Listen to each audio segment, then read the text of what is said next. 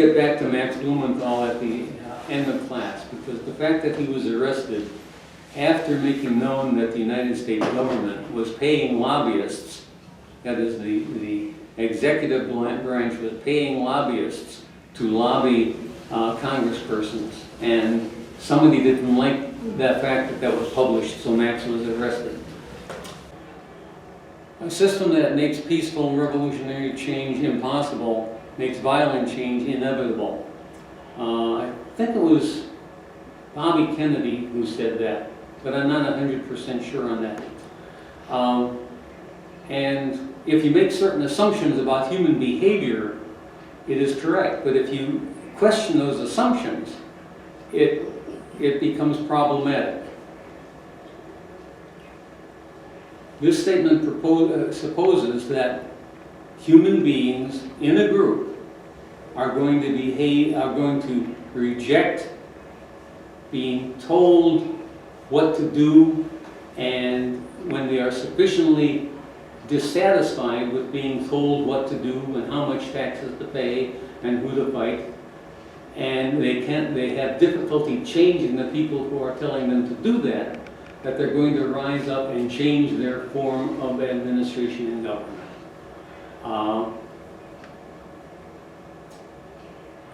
If the supposition is that the people are going to resist being pushed down and oppressed, then the statement Bobby Kennedy makes is probably true.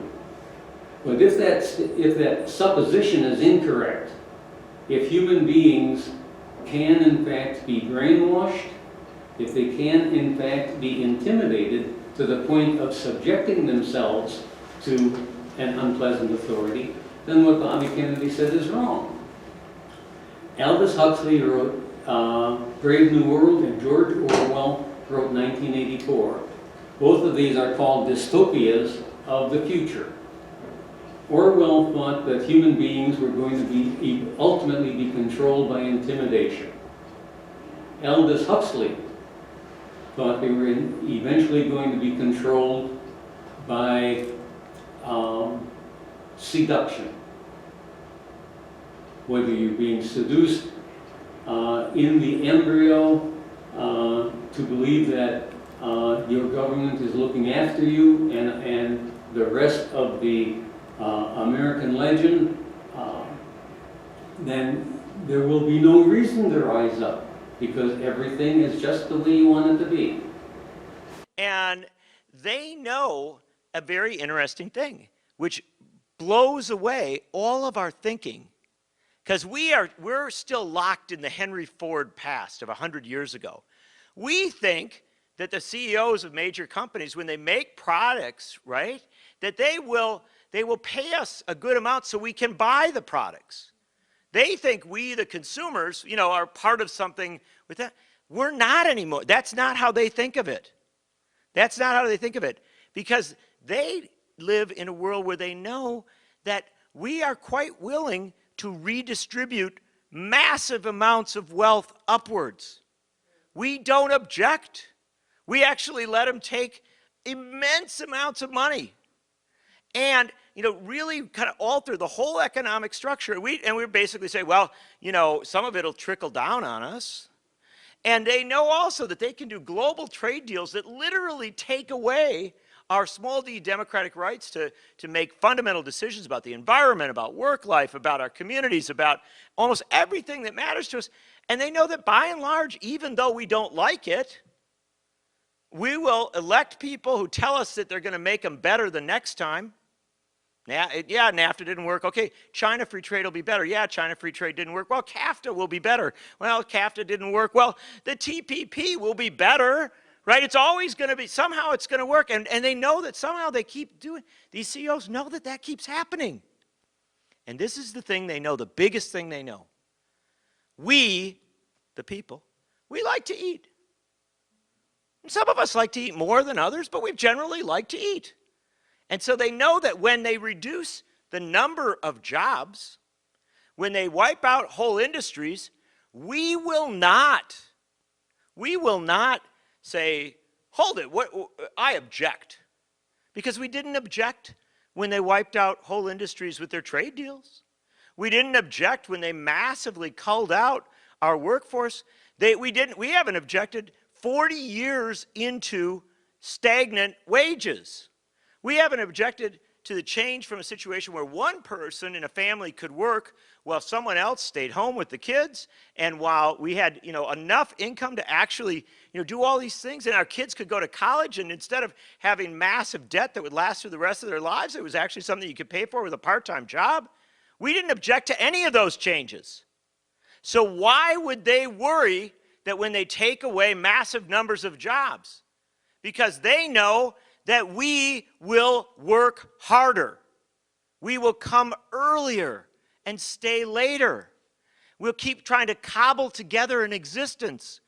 I know this is going to sound crazy.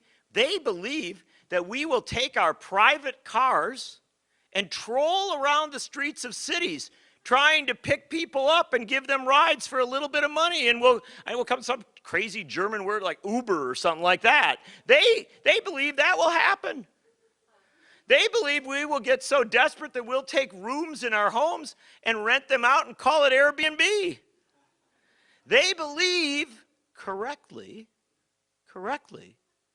that even as they cull out stable jobs that have real hours and schedules and benefits and enough pay to support people, they know that we'll just keep trying to cobble something together. And so they don't see this as some sort of bad calculus. They believe that there's a whole bunch more wealth to be redistributed upwards. And they also know something else. The last institutions that will ever talk about this in a serious way are those that make up our media. They know that our media will never, ever say, hold it, we're stopping this ridiculous conversation about Donald Trump's hands, because we can see in the foreseeable future Eric Schmidt, the head of Google, the top experts at Oxford, the people that really do work on this stuff are telling us we are within years of a progressively more jobless economy, and maybe that matters more than Donald Trump's hands, right? They know the media won't do that.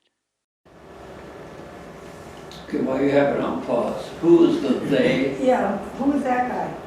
That guy is John Nichols. He's a Nation? pardon me? From the nation? No.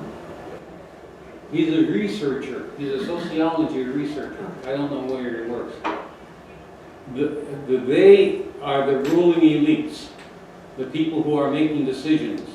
And I'm not talking about the president or the Congress.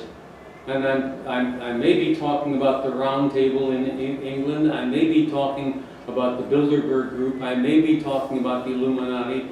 We'll just call them the ruling elites who make the real decisions. Okay. Okay?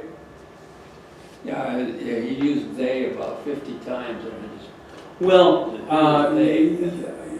unintentionally I put everyone here at something of a disadvantage because I wanted to play a short excerpt rather than a longer excerpt.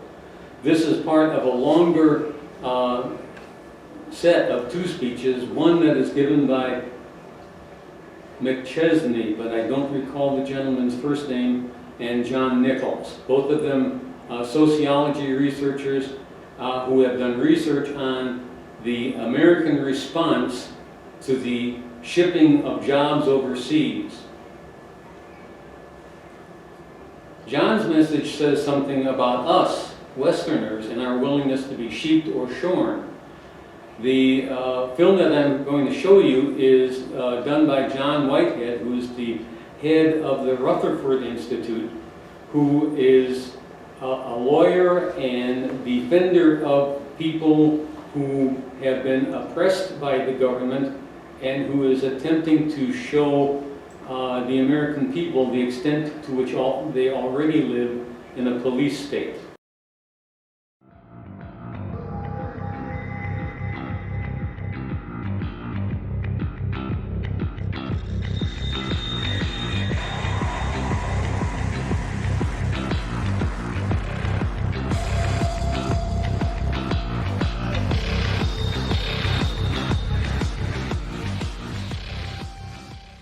We have no real property rights. Think about that for a moment.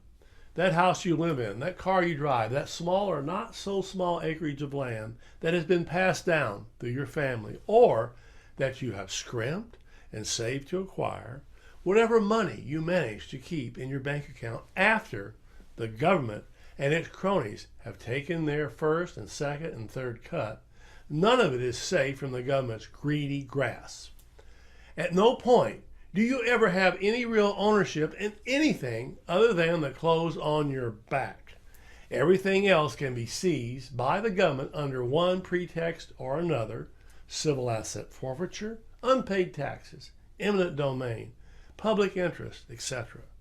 The American dream has been reduced to a lease arrangement in which we are granted the privilege of endlessly paying out the nose for assets that are only ours so long as it suits the government's purposes. And when it doesn't suit the government's purposes, watch out. This is not a government that respects the rights of its citizenry or the law. Rather, this is a government that sells its citizens to the highest bidder and speaks to them in the language of force. Under such a fascist regime, the Fifth Amendment to our U.S. Constitution, which declares that no person shall be deprived of life, liberty, or property without due process of law, nor shall private property be taken for public use without just compensation, has become yet another broken shield, incapable of rendering any protection against corporate greed, while allowing the government to justify all manner of takings in the name of the so-called public good. Practically, folks, anything goes now. Ever since the U.S. Supreme Court's decision in Kelo versus City of London, the government's limited power to acquire private lands in order to build a public structure like a school or a highway for so-called public use has been expanded. Now the government can make seizures for a public purpose, which in the government's eyes, can mean anything as long as it amounts to higher tax revenue. In Kelo, the city of New London, Connecticut, they wanted to condemn private homes as blighted in order to tear them down and allow a developer to build higher priced homes, a resort hotel, a conference center, and retail complexes to complement a new Pfizer pharmaceutical plant in the area. Ironically, the developers in New London later backed out of the deal after the homes were seized and bulldozed, leaving the once quaint neighborhood a wasteland. Nevertheless, a short-sighted Supreme Court gave city officials the go-ahead, ruling 5-4 that a city government aligned with large corporate interests could use the power of eminent domain to seize an entire neighborhood for development purposes. Justice Sandra Day O'Connor warned, and I'm quoting here, "The specter of condemnation hangs over all property. Nothing is to prevent the state from replacing any Motel 6 with a Ritz-Carlton, any home with a shopping mall, or any farm with a factory." End of quote, folks. Sadly, nothing has prevented the government from bulldozing its way through the Fifth Amendment in an effort to take from the middle and lower classes and fatten the coffers of the corporate elite. In the wake of the Kelo case, at least 16 places of worship, which pay no taxes, were taken for private uses, which will generate tax dollars. Other attempted takings included the transfer of 3 family-owned seafood businesses to a larger private marina in Texas, the transfer of farmland to a shopping center anchored by Lowe's in Illinois, developing 233 low-income and elderly families' properties into senior community where townhouses cost more than $350,000 in New Jersey, and developing middle-income, single-family homes on the waterfront into more expensive condominiums in New Jersey. As an investigative report by the Institute for Justice notes, over the course of 5 years, a mere 5 years, local governments used eminent domain to lay claim to more than 10,000 homes, businesses, churches, and private land for private business development, including condemning a family's home so that the manager of a planned new golf course could live in it, evicting 4 elderly siblings from their home of 60 years for a private industrial park, and removing a woman in her 80s from her home of 55 years, supposedly to expand a sewer plant, only to turn around and give her home to an auto dealership. Fast forward to the present day, and you've got the government's pipeline projects as a prime example of eminent domain being employed for corporate gain money. All across the country, power companies have been given the green light to build massive gas and oil pipelines that crisscrosses the country, cutting through private and public lands as well as unspoiled wilderness. Yet despite often repeated claims by politicians and oil executives about the danger of relying on foreign oil, this U.S. petroleum renaissance never was designed to make America energy self-sufficient. And this was pointed out by journalist Sandy Tolan. She says, a growing amount of that oil will end up in China, Japan, the Netherlands, and even Venezuela. So much for public use, huh? These pipeline projects, which are getting underway in a dozen states, have stirred up a hornet's nest of protests, most notably in Standing Rock, North Dakota, where activists attempting to block the completion of Dakota Access Pipeline were subjected to militarized police, riot and camouflage gear, armored vehicles, mass arrests, pepper spray, tear gas, drones, rubber bullets, water cannons, concussion grenades, arrest of journalists, intimidation tactics, and brute force.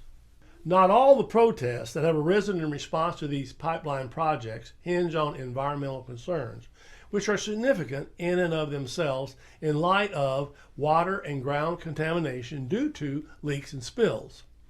Some of the protesters are landowners, simple farmers and homeowners who merely want the government and its corporate partners in crime to keep their grubby paws off their personal property.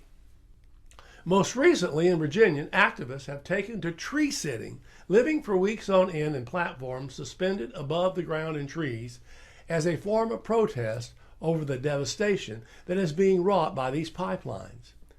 These acts of civil disobedience come at a costly price. Pipeline and forestry officials have worked hard to make life as difficult as possible for these protesters, allegedly blocking their access to food, water, and medical supplies, shining floodlights into the trees at all hours of the night, creating ground disturbances to dislodge their nests, and urging the courts to levy heavy fines for each day that the work to clear the forest for pipeline is delayed. Seriously, it takes a lot of gall to trespass onto someone's private property, tear up their land, cut down their trees, pollute their air and water, prevent them from moving freely on their own property, threaten them with fines and arrests for challenging the intrusion, and then force them to pay by way of taxes to retain ownership of the property or sell it cheaply or at a loss so that it can be torn down and used for some purpose that the government deems more beneficial to its bottom line. But that's what the pipeline company, local police, and federal agents are doing. That's how little respect the government has for our rights. It used to be that you could post a no trespassing sign on your property to send the message that no one could venture onto your private property without your permission. Unfortunately, American taxpayers have become trespassers on their own property thanks to the government's ongoing land grabs and utter disregard for property rights. So much for that whole pipe dream about one's home being one's castle. When it comes right down to it, the right to property is the first and last right and perhaps the most inherent. The undermining and dissolution of this critical right may well prove to be one of the few things to rouse the American people to action, hopefully so. As polls show, Americans have been willing to accept limitations on their rights to free speech, privacy, and due process, as well as other important freedoms in exchange for the phantom promise of security. Yet, whether they live in a modest two-bedroom walk-up in the Bronx or a mansion in Bel Air, Americans have not been quite as willing to barter away their right to their property. In this way, we are not so far removed from the revolutionary spirit that saw a ragtag assortment of colonists standing up to the military might of the Great Britain Empire. The signing of the Declaration of Independence marked a new beginning for our nation. It signaled a shift in the balance of power from one in which the people served an elite ruling class to one in which the government was instituted to serve the people.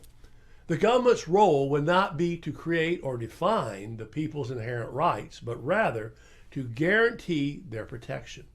As the Declaration states, we hold these truths to be self-evident, that all men are created equal, that they are endowed by their Creator with certain unalienable rights, that among these are life, liberty, and the pursuit of happiness.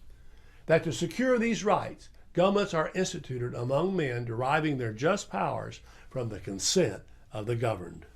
The Declaration, which embodied all the passion, outrage, and noble ideas of the day, could easily have ended there. But the founders understood that in order for the newly born nation to survive, it would need more than revolutionary sentiment. It would require a government that existed to serve the people, not itself, and a contract to guarantee basic liberties and bind the Union together. Thus was the U.S. Constitution born in the summer of 1787. It sprang forth from the experiences of a revolutionary generation still wary of the strong arm of the government. And from that wariness came our Bill of Rights. The first 10 amendments to our Constitution are intended as a blueprint to keep the government in its place, off our backs and away from our property. For early Americans, the right to own property was fundamental to all other rights. Now, mind you, the term property is much more fundamental and personal than just with land ownership. It refers to a kind of sovereignty over one's life and possessions, especially one's money. Again, the Fifth Amendment to the United States Constitution states, "No person shall be deprived of life, liberty, or property without due process of law, nor shall private property be taken for public use without just compensation." Property is grouped in the same category as life and liberty in the Fifth Amendment because it is difficult to enjoy life and liberty without the stability, security, and assurances that property provides. Private property, at a minimum, checks governmental power, for it provides the citizen a right of space where even government agents cannot intrude without proper authority. At its core, the American dream is about gaining sovereignty over one's life and property. Without this sovereignty, this unshakable guarantee of ownership and dominion, even over one's own life, there can be no true liberty or freedom. This most sacred of rights is under siege now. More than 200 years after early Americans went to war over their right to life, liberty, and property, we the people have now been reduced to little more than serfs in bondage, indentured servants, and sharecroppers. If the government can tell you what you can and cannot do within the privacy of your home, whether it relates to what you eat, what you smoke, or whom you love, you're not the king or queen in your little castle. If government officials can fine and arrest you for growing vegetables in your front yard, installing solar panels on your roof, and raising chickens in your backyard, you no longer have any property interest in your home. If government agents can invade your home, break down your doors, kill your dog, damage your furnishings, and terrorize your family, your property is no longer private and secure. It belongs to the government. Likewise, if police can forcibly draw your blood, strip search you, and probe you intimately, your body is no longer your own either. This is what a world without true property rights looks like, where the lines between private and public property have been so blurred that private property is reduced to little more than something the government can use to control, manipulate, and harass you to suit its own purposes, and you, the homeowner and citizen, have been reduced to little more than a tenant in bondage to an inflexible landlord. In other words, we're slaves. If you have no choice, no voice, and no real options when it comes to the government's claims on your property and your money, you're not free. You're not free if the government can seize your home and your car, which you've bought and paid for over non-payment of taxes. You're not free if the government agents can freeze and seize your bank accounts and other valuables if they merely suspect wrongdoing. And you're certainly not free if the IRS gets the first cut of your salary to pay for government programs over which you have no say whatsoever. After all, a government that doesn't respect the rights of its citizens will have even less regard for their property, be it land, money, or personhood. So where does this leave us? Battling for our lives, liberties, and our property, folks. Indeed, the battle to protect our private property has become the final constitutional frontier, the last holdout against our freedoms being usurped. Questions about who has ultimate control over our money, how much of it can be claimed by government agents, and how it gets spent goes to the heart of the battle over property rights. Remember, governments generate no wealth at all on their own. Any resources that they have at their disposal have been appropriated from the original producers of that wealth, that's we the people. This fundamental truth has largely been downplayed over the years because the government doesn't want us to remember that it exists to serve at our pleasure and for our common good. Yet any government that ceases to serve this function risks being declared illegitimate. It happened once before. It can happen again. All it takes is the right spark to start a revolution.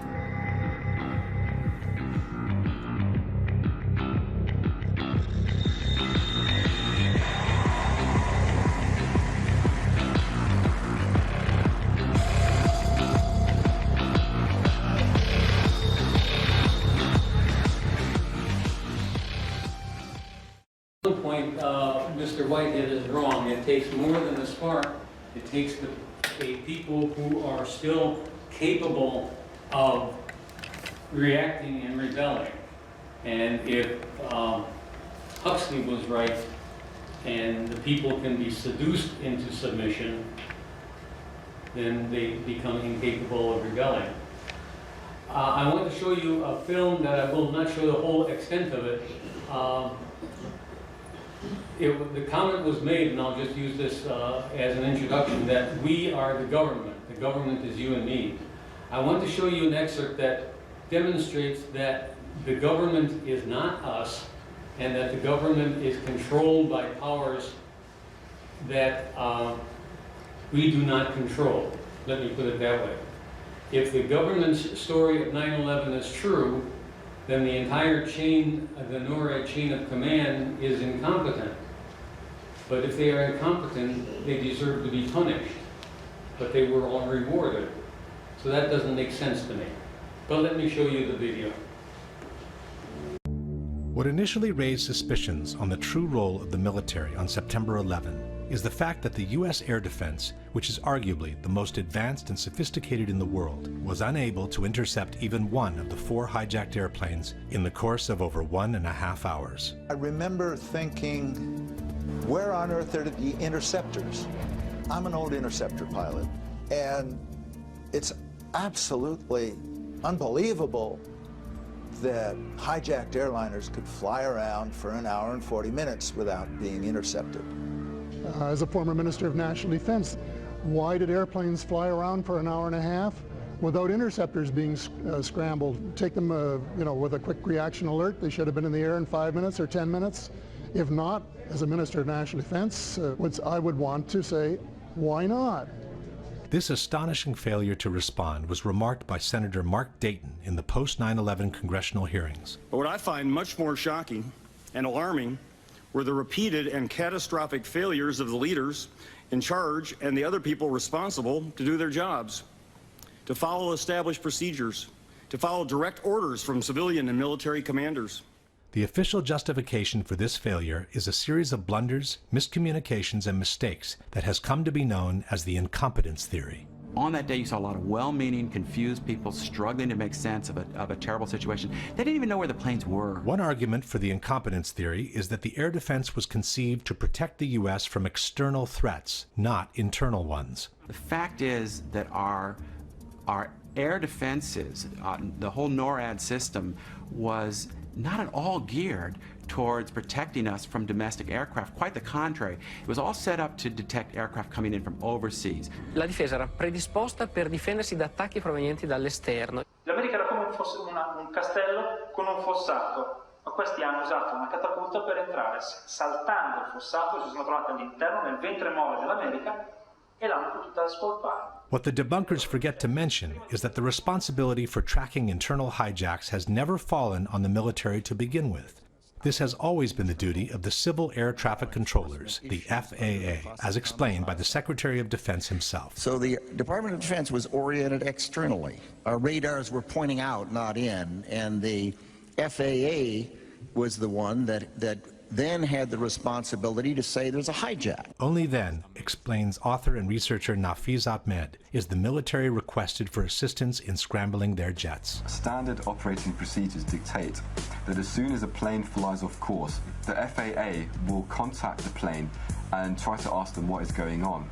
If there is a problem or if they cannot establish radio contact, then immediately the FAA will contact the Pentagon, who will, within a matter of minutes, a maximum of 10 minutes normally, will scramble fighter jets to intercept the civilian plane and to analyze the situation and see what is going on. The FAA authority over the national airspace is clearly acknowledged in this exchange between the military from September 11. If you can, hand the fighters over directly to FAA so that they're still under FAA control. We're never going to take them. Just work with them, coordinate with them as best that you can with that. Take them to the area and let them handle that airspace. Another argument for the incompetence theory is that by turning off the transponders, the hijackers had made the airplanes very difficult to be tracked on radar. That can't be overstated. The fact that once the hijackers turned off the transponders, you had air traffic control who were looking at something like 4,500 primary radar blips. They were trying to pick out the plane that they just lost. Non sapevano dove andare perché i terroristi hanno disattivato un dispositivo che si chiama transponder che localizza l'aeroplano. Spento quello, puff, sparisce il puntino. E dov'è? Non si sa dove è finito. This is not true. When the transponder is turned off, the controllers lose the information on the altitude, but they can still track the plane as a primary signal. The following example shows how long it took an air traffic controller to find American 11 on his screen after he was told the plane had been hijacked. Good morning, Washington. I got a situation here with American 11. We believe it's a possible hijack. Okay, tell me more. We lost radio communications with him. Then we lost his transponder. And right now the aircraft is just west of Albany going southbound. Okay, I see him. United 175 never turned the transponder off. It just switched codes. United 175 is 50 miles northwest of New York City when its transponder code is suddenly changed. As I look up, I notice that United 175's code has changed. I just turned around and radioed the pilot. My exact words were, United 175, recycle transponder squawk. Hijacker Al-Shehhi obviously intended to turn off that transponder, but because he just changed codes and didn't turn it off, he still left the controllers with a very clear indication of the normal return from an aircraft that was squawking, that's what we call it, with the altitude. According to the Secret Service, the plane that hit the Pentagon was tracked for at least 30 minutes before it reached Washington. Nelson Garabito was the Secret Service agent in charge of protecting the White House airspace. First thing I did is I picked up the phone to call my contact, the FAA. He said we have 4 planes outstanding. 2 have hit the towers, and 2 are headed to Washington, D.C. One of them approximately 30 minutes out, one of them approximately 45 minutes out. The one 30 minutes out turned out to be the plane that hit the Pentagon. As the one nearest us got closer and closer, 6 minutes out, 5 minutes out, we knew it was sort of over the CIA, and we thought, is that where it's going? But it kept coming. United 93 was also being tracked after the hijacking. We were tracking United 93, and I was in conversation with the FBI agent, and he was relaying to me that we suspect that this aircraft has now been taken over by hostile forces, described the sharp turn it made over eastern Ohio and now is heading back along southwestern Pennsylvania. The airplane was being followed step by step, practically in real time. Right now he is west of Johnstown still. 12 miles. At some point, it even turned the transponder back on, showing not only its position, but also the altitude. It looks like he's still turning. Hey, his transponder just came back on and it was showing 8,000 feet, 200. 8,200 feet? 8,200 feet, and he's on the same code that he was before. Save for some moments of confusion, the 4 airplanes were being tracked by air traffic controllers all along. The real reason for the failure to intercept the 4 aircraft seems to have been the high number of military exercises that were being run by NORAD on September 11 out of their base in Cheyenne Mountain, Colorado.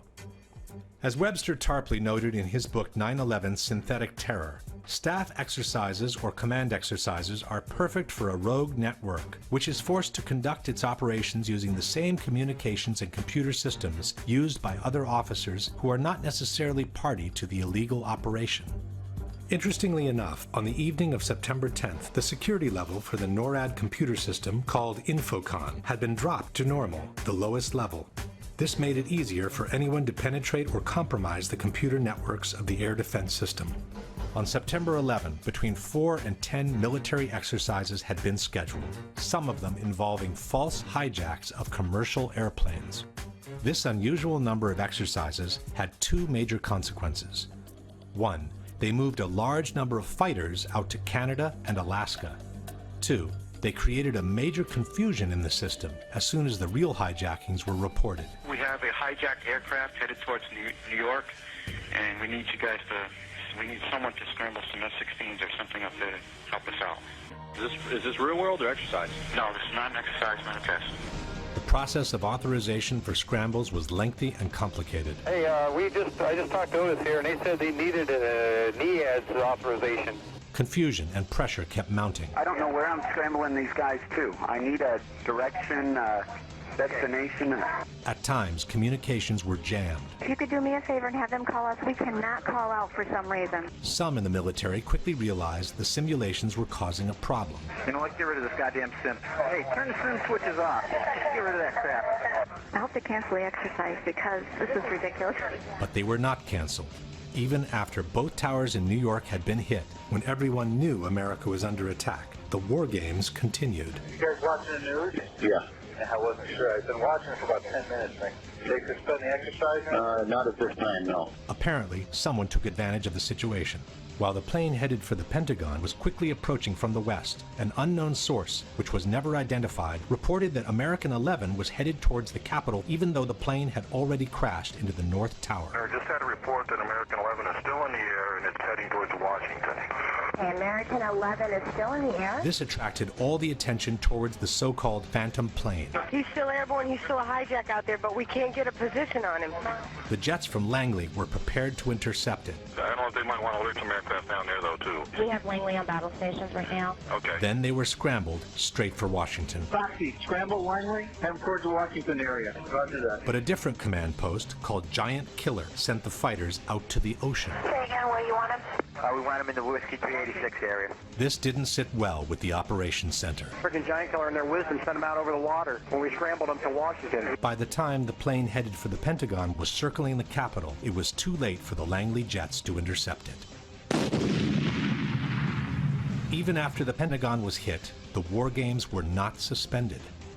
And again, while United 93 was being hijacked, another false alarm attracted the attention in the opposite direction. Did you get the word? I got a Delta 89er southeast of Toledo. Delta 89, that's a hijack. They think it's possible hijack. Fuck, south of Cleveland, we have a code on him now. Good, pick it up, find it. Fuck, another one. Major Nazipany turned to Toledo Air Force Base. I'm sorry to be so brief and quick on this, but there's another possible hijack about 50 miles east of Toledo, and you guys are the closest, and we need somebody airborne. But instead of getting help, his authority was questioned. What authority is this coming from? What authority is this coming from? The DO is the best I can tell you. Nazipany vented his frustration to his superior, Colonel Meyer. He's going to tell his commander. The commander's going to call you because he doesn't believe the authority. Then they tried Duluth Air Force Base. What about Duluth? Okay, Duluth, you got no fighters. Nazipany went all the way to the western quadrant looking for help. This is Major Cheney. Who is this? Hey, Kenny. This is Nasty. How you doing? Hey, doing all right. Hey, we're not doing so good right now. What I'd like to do, possibly steal some aircraft out of Fargo from you guys. But here, too, there were no planes ready for scramble. You're going to get 2 aircraft up in about 15 minutes. They tried Syracuse, but 20 minutes was the best they could do. Syracuse 2 airborne in 20 minutes. They tried Alpena, but the planes were just returning from their training. The Alpena thing isn't what we thought. There's 4 guys coming home from the range right now. They started looking for planes that were already up in the air for exercises. So, anybody in training, send them home. These training missions of Falcon, send them home. But those planes were spent at that point. They got no weapons. They just went on a strafing run up to the range. They blew all their load. By the time refueled and armed jets were finally scrambled, the Delta flight turned out to be another false alarm. He was a hijacked aircraft. He is not a hijacked aircraft. He's taken precautionary measures and he's landing at Cleveland Center. Only after the Delta flight had landed were the war games finally suspended. Hello, this is Captain Terracon from China Mountain Control. Yes. What we need you to do right now is to terminate all exercise inputs coming into Cheyenne Mountain. By then, also the 4th hijacked airplane had been turned into a pile of smoking rubble. Yet General Myers, who was the highest military authority on September 11, has denied that the war games affected the military capacity of response. And the question was whether or not the activities of the 4 war games going on September 11th actually impaired our ability to respond to the attacks. The answer to the question is no, did not impair our response. General Myers forgot to mention that on the morning of September 11, only 4 planes were armed and ready to intercept terrorists in the eastern region of the country. I've determined, of course, that with only 4 aircraft, we cannot defend the whole northeastern United States. That was the sensation of frustration, of I don't have the forces available to do anything about this. Myers instead has even suggested that the war games helped the military response. General Eberhard, who was then the commander of North American Aerospace Defense Command, as he testified in front of the 9/11 Commission, I believe he told them that it enhanced our ability to respond. What that means is all the battle positions that are normally not filled are indeed filled. So it was an easy transition from an exercise into a real-world situation. Again, Myers forgot to mention that the transition took place only after all tragic events had ended, around 11 o'clock. By 11 o'clock, the sense of alarm had spread across the country. Fighter jets actually patrolling the skies. It was a war zone. Our skies were turned into a war zone. Everywhere you turn, it was military jets and helicopters everywhere. George Bush returned to Washington on the evening of September 11. The president finally returns to Washington. An escort of 6 helicopters was waiting for him. 300 fighters were defending the skies. Had there been 300 fighters ready to defend the skies on the morning of September 11, would the terrorist attacks have turned out the same way? I'm going to stop that for a second because I want to get to a different portion, and I don't want to wait for the whole darn thing to get through. Instances within the chain of command, which was a series of last-minute replacements and unexplained absences within the chain of command. The chairman of the Joint Chiefs of Staff was General Henry Shelton, but on September 11 he was absent, and his post was taken by his deputy, General Richard B. Myers. The FAA's National Operations Manager was Ben Sliney. On the morning of September 11, Sliney had been on that job for less than 1 day. The protocols required for Mr. Sliney to speak directly with the hijack coordinator, Lieutenant General Mike Canavan. But Canavan on that day was in Puerto Rico, and apparently he had forgotten to designate a replacement. In regards to the ensuing confusion, Mr. Sliney has stated, "That's incredible. There is only one person. There must be someone designated or someone who will assume the responsibility of issuing an order." At the head of the National Command Center was General Montague Winfield. But on the evening of September 10th, Winfield instructed Captain Charles Leidig to take his place on the following morning. Leidig had been just recently certified for that post and was also on his first day on the job. At the Operation Command of NEADS was Colonel Marr. When Meyer called his superior, General Arnold, to get authorization to scramble the jets from Otis, he was told that Arnold was in a meeting where he could not be reached by telephone. Meyer had to physically send a messenger looking for him. Precious minutes were lost as Meyer waited for Arnold to return his call, and when the fighters were finally scrambled, it was too late for them to intercept American 11. The top commander in charge of NORAD was General Ralph Eberhard, who was stationed at Peterson Air Force Base in Colorado. Eberhard told the 9/11 Commission that he was made aware of the first hijacking practically at the same time American 11 slammed into the North Tower. He then went to his office and saw the CNN broadcast of the World Trade Center explosion. After the second impact, writes the Commission, it was obvious to Eberhard that there was an ongoing and coordinated terrorist attack. At that point, Eberhard called General Myers to update him on the situation. But even though both generals knew the country was being attacked by hijacked airplanes, neither of them suggested suspending the war games and recalling all the fighters available as soon as possible. Furthermore, instead of getting on the phone and taking control of the situation in the most crucial moment of the day, General Eberhard chose to get in his car and drive from the Peterson base to Cheyenne Mountain. The 30-minute drive put him completely out of the loop, since Eberhard couldn't receive telephone calls, wrote the Denver Post, as senior officials weighed how to respond. General Eberhard was also the person responsible for lowering the security level of the defense computer system on the evening of September 10th. And then there was Donald Rumsfeld. As stated by the 9/11 Commission, procedures called for the hijack coordinator on duty to contact the National Military Command Center and to ask for a military escort aircraft to follow the flight. The NMCC would then seek approval from the Office of the Secretary of Defense to provide military assistance. If approval was given, the order would be transmitted down NORAD's chain of command. But this kind of procedure becomes difficult to follow when the hijack coordinator is in Puerto Rico. No one knows who the replacement is. The military command is in the hands of a total rookie, and the Secretary of Defense is nowhere to be found. Donald Rumsfeld told CNN that he was informed of the Trade Center being hit some 15 minutes before the Pentagon was hit. This places the episode around 9:22 in the morning. And after the Pentagon was hit, rather than go to the command center and take charge of the situation, the Secretary of Defense chose to lend a helping hand on the Pentagon's lawn. It's almost as if Rumsfeld didn't feel the need to be informed about what was happening to his country under attack. The Secretary of Defense is outside the burning building, while inside the Pentagon. For 30 minutes, we couldn't find him. And just as we began to worry, he walked into the door of the National Military Command Center. By the time Rumsfeld walked into that door, all major events had ended. In fact, Rumsfeld told the 9/11 Commission that he was just gaining situational awareness when he spoke with the Vice President at 10:39. That's more than 1.5 hours after the whole world knew that America was under attack. Why would so many rookies be placed in key positions? And why would so many top officials be either absent or unavailable on a day when so many exercises were scheduled is a question that remains to be answered. Question.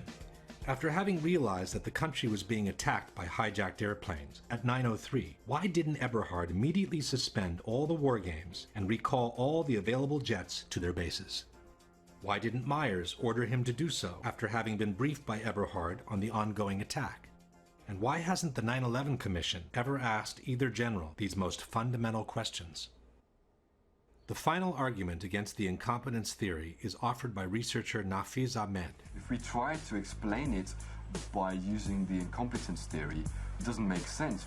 For example, if it was incompetence, we would expect that there would have been a normal inquiry into what went wrong. We would have expected that there would be some kind of reprimands, that certain officials would be downgraded, or they would lose their jobs, or something would have happened to correct the situation. But we find that there has been no such reprimands at all. Not only that didn't happen, but the opposite took place. After 9/11, most of the high-ranking people involved in this catastrophic failure were either confirmed to their posts or promoted to higher levels. Condoleezza Rice, who had misrepresented the information the government had on the attacks in a sworn testimony, kept her post as National Security Advisor and went on to become Secretary of State in the following Bush administration. General Eberhard, the NORAD commander who didn't think of recalling the war games as soon as he knew his country was under attack, was chosen to lead the newly created U.S. Northern Command, which the Department of Defense has termed the nation's premier military homeland defense organization. Donald Rumsfeld, who acted more like an estranged passerby than the Secretary of Defense, kept his post at the Pentagon and began enjoying the largest increase in military spending after the Vietnam War. Richard B. Myers, despite the total breakdown under his leadership, was promoted to chairman of the Joint Chiefs of Staff, the highest military post in the country. On September 13, confirmation hearings were held for General Myers as if nothing ever happened, while people were still being pulled alive from the rubble at Ground Zero. While at the Pentagon, the military appeared completely aloof from the events unfolding. At the White House, the coordination activities seemed to be concentrating under the firm authority of Vice President Cheney. I'm going to stop there and go back to the slideshow because I want to pose a question for you. It would seem that a rational, intelligent person would look at that historical account and say, either there are a bunch of Keystone Cops, or the people who are in control don't want those planes intercepted. I don't know that there's a third explanation.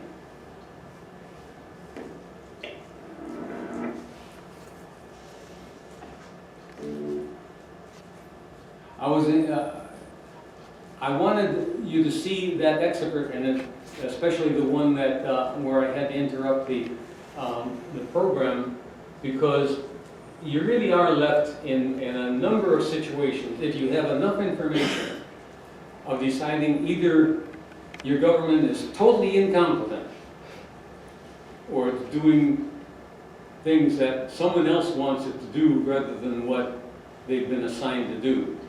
I'm going to spare you a slow motion presentation of the Zapruder film of the Kennedy assassination, but our government tells us that he was shot from behind and yet his head flies to the rear. That kind of defies the laws of physics. 320. But doesn't this have more to do with hubris and who was selected? George W. Bush, not a very bright guy. And he's got religion. And Rumsfeld running his own little piece of the Pentagon, his own... Mary, you still have to ask yourself, I apologize for him, you have to ask either these people, and so what you are basically suggesting is that we really do have a bunch of Keystone Cops running it. No, it's more than that. You got that neocon element coming. What was going on around and who had their little plots and plans? It wasn't, You're saying they were totally incompetent to do their jobs. They were that, and it even goes deeper than that. They were incompetent, and they knew this, whoever was planning this, knew they were incompetent. You couldn't exist with those people not knowing they're incompetent. And the hubris that we're so strong, nobody will ever mess with us. So you got those kind of people. I agree with you, Mary. Well, you said there are only two things there. I think there's a third one. And that's human nature and this idea that America is number one. Yes. And all that kind of stuff. And it just came so out of the blue. Even though there were perhaps warnings here and there, it just came so out of the blue. There were 20 angry Arabs who took out their frustrations on the U.S. They planned it because they learned how to fly those airplanes and all that kind of thing. And closer, you and I, University of Northern Iowa, I was a student up there. So all of these Saudis were there. And I remember one guy, he told me he wanted to fly, but he didn't care about landing. It's apparent that there are at least two theories, perhaps three. One, that they are totally incompetent and that there is no plan, and that each of these several disasters that have occurred and the direction that the United States is going as a nation is without any direction whatsoever. Another interpretation is that there is a pattern to these activities, and that that pattern has a particular shape.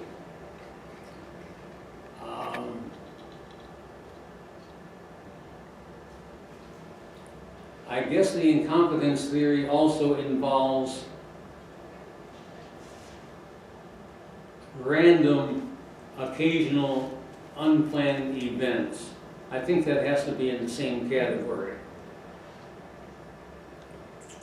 I'm going to call to attention a number of people and just say a few things about them. And I am asking you to believe me as to what I say.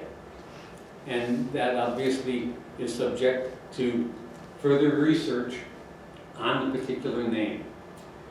Gary Webb was an industrious journalist who was doing a very good job exposing a fact that the CIA was deeply involved in the providing of narcotics to South Los Angeles.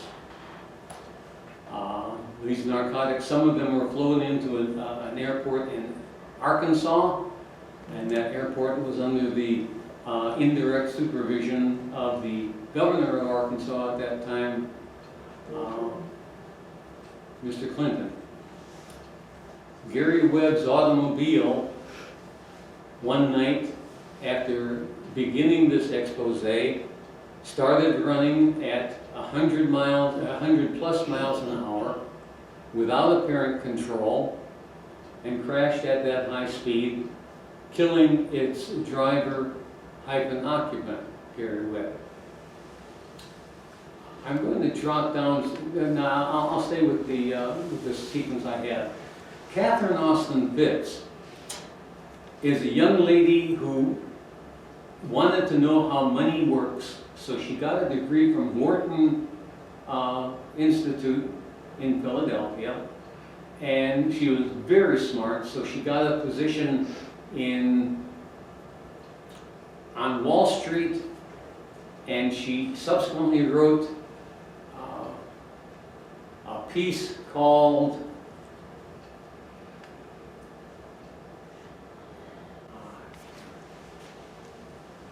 an article that is on the internet concerning the domination of profits and the control of Wall Street for the sake of maximizing both legal and illegal profits. And I apologize for not at this moment being able to dredge up the title of the article. She tried to do a very good job. She was subsequently appointed when she joined the first Bush administration as Undersecretary of Housing and Urban Development. And because she was very good at mathematics, she developed a tool called Community Wizard that could identify and did identify all the places where the government was spending money and all the places where the government was collecting money, different agencies. With that instrument, she wanted to maximize the efficiency of the housing and urban development. She became the enemy of the people who were profiting from the way HUD was working, and she was let go from housing and urban development because she made enemies, not with the administrators of housing and urban development, but with the entrepreneurs and investors who wanted to buy properties made available by HUD. She was told when she was running her own firm that she was going to be going to prison because of the enemies that she made. Fortunately, she ran a very clean, tight ship and successfully avoided imprisonment. But in the process, she learned that the government punishes people not because they do wrong, but because they offend the wrong people. Julian Assange made his name as the director of WikiLeaks and is the target for government punishment, even though he is a publisher, and as a publisher he has the right to publish the materials that he published. I want to go down to Max Blumenthal because Assange made enemies very high. He's now being treated in a British prison as if he is a terrorist and possibly being drugged. He's losing his health very rapidly. Max Blumenthal is also a journalist. And Max Blumenthal isn't nearly as important a journalist as Julian Assange was, or is. But Max Blumenthal offended the American government by telling the American people that the executive branch of our government was paying lobbyists to lobby the congressional section of the government on behalf of an illegitimate government of Venezuela.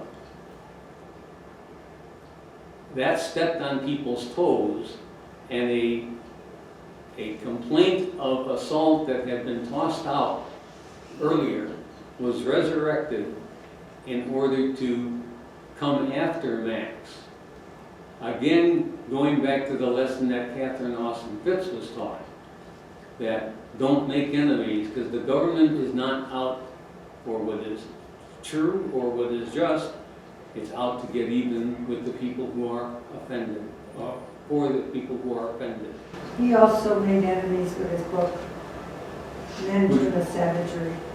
Max Blumenthal. Oh, yes. Each of these journalists have made multiple enemies. The enemies that came at him had the power of government behind them. Thank you very much. Rear Admiral Husband Kimmel and Lieutenant Colonel Walter Short didn't do anything wrong, but in 1941, the government needed a scapegoat. Husband Kimmel and Walter Short were in charge, respectively, of the Army defense of Pearl Harbor and of the sea defense of Pearl Harbor. And Roosevelt and his administration intentionally kept secret from Kimmel and Short the fact that the Japanese were preparing to attack. The government needed scapegoats. They were court-martialed after the war with no press coverage whatsoever. They were retried and found to be guiltless with respect to the attack on Pearl Harbor. But the government in 1941 needed scapegoats. I mention that specifically because in 2001, the government could not possibly deal with Eberhard and the several people in the NORAD chain of command because either they were stupid idiots and deserved to be punished, or they were complicit. And if they were complicit, they must not be punished or they will talk. So they were not punished. They were advanced. They were promoted. A few others of these people, again, I'm talking about patterns. My group was interested, and appropriately so, a few weeks ago, in child exploitation. So I want to point out that Arizona Senator David Farnsworth wanted to explore the possibility that the Child Protective Services of Arizona were being subverted for the sake of child exploitation. And he reported that Kate Brophy McGee, his fellow congressperson from Arizona, threatened him with death. I don't have that on tape, so I'll have to take his word for it. Larry Silverstein, also on the list, by the way, is one of those who have been rewarded by this system. Larry Silverstein had the good fortune of being in a position to lease the World Trade Centers for 100 years. He put approximately $400 million of his own in it, and he signed that contract. He was so intent on signing that contract that although he had been in a automobile accident and was in the hospital on a morphine drip, he had the doctors turn off the morphine drip, and after the morphine had worn off, went and signed the contract because he wanted dearly that contract to be signed. 4 months later, the Twin Towers fell, and eventually with judicial settlements, Larry Silverstein was $6 billion, with a B, $6 billion wealthier. I would say he was roundly rewarded. Let's see. I'll Can I stop add there. a very recent one? Please do. Tulsi Gabbard. She's the Democratic candidate. She's the only Democratic candidate that's forcefully objecting to our regime change wars around the world. She also, like Max Blumenthal, is the one of the few people that recognizes that in Syria, our government has been supporting terrorist, Al-Qaeda connected groups. Put your fingers down because they are terrorists. Well, I know. right, but you know, that they're Al-Qaeda and different Right. connected, and she has been smeared. I read 2 articles in the New York Times, really blatantly smeared, and Hillary Clinton has accused her of being a Russian asset pony. But she's made enemies with the wrong people, for sure. But that Gary Webb and the women who didn't have... Gary, I thought we had an agreement. Yeah, but you got the names up there, and I'm telling you, look at those names, the Clintons and that Webb, and Facebook. And the Devil's Bargain by Thad Green. There's a connection between that Webb guy and Jefferson and Mercer, Facebook, and Analytical. Time does not stop. No, that's the point. I am precisely making the point that these people form and fit into a pattern of rewarding people who are cooperating and punishing people who are not cooperating. Okay. So now Facebook is being punished, and we're supposed to not look at Google, and 2020 is coming up, and nobody's making a connection. Nobody makes a connection between Mercer and Analytical and the Koch brothers and what's happening in Iowa, what's happening in the world. Because it's a continuation. Right. And it is a continuation of a set of systems that I'm not going to look at any longer because in my personal opinion, and this is what I wanted to communicate with the regulars in this group, in my personal opinion, the system that is managing the United States government and the Western world for that matter is irreversibly corrupt. So I am very glad for people like John Whitehead and Richard Grove and a host of other people, and Diane isn't here, but Diane is intent on helping parents prevent their children from being vaccinated unnecessarily. The point that I'm making is we are not going to change the system above us. I am very much intent on working to save and work with individual people, but the system that is under which we are living is irreparable. I hope Bobby Kennedy was correct, that those who make peaceful change impossible make violent change inevitable. I hope he was correct. I have little confidence that he is correct because I think the vast majority of the Americans are sheep.